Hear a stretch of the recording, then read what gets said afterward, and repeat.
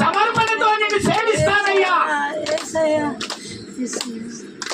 నేను వీడి నిన్ను వదలలేనయ్యా. నన్ను వీడిపోకయ్యా.